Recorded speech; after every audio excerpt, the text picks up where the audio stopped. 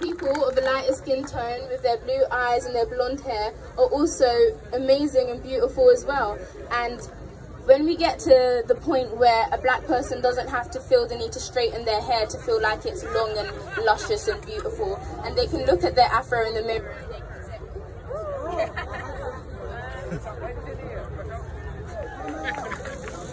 it's when we can appreciate our afro and our curves and our bodies, and we can look in the mirror and say that things such as that don't make a difference to the person we are on the inside, and we see more representation of beautiful people who look different from the regular or the norm, and we don't have to worry about things such as the beauty standard,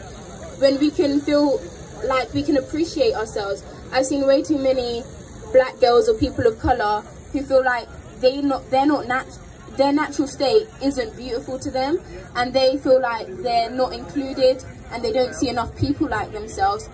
So they try and change themselves. They do things like make their noses smaller, they wear contact lenses, they straighten their hair, they do lots of things that aren't to fit their natural culture because they want to feel beautiful. And it's things like that that from a young age you start to pick up. It's things like that when you look at Barbie dolls and you don't see enough black people, you think, well, if Barbie dolls are supposed to be beautiful and pretty and what people look like, how comes I don't look like them? And when we fix small things like that that appear in our children and appear in young people, we can rectify the bigger issues that happen later on.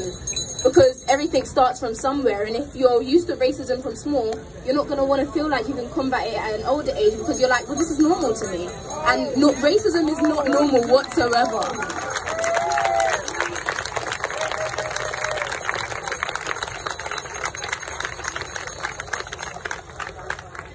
So I figure if there's more representation for black kids such as myself, of people who have made it to great places that are publicised just as much as people who aren't of colour making it to great places, then we can have more people my age who aspire to be something great and are less likely to fall into the traps of regressing into illegal activity as such as they like to assume that we will do. But if we're represented as people who are strong and who can grow and build new things and invent a new society that is greater than the one we currently live in, then we won't have to face these stereotypes. So as long as we get someone who can represent us as black people,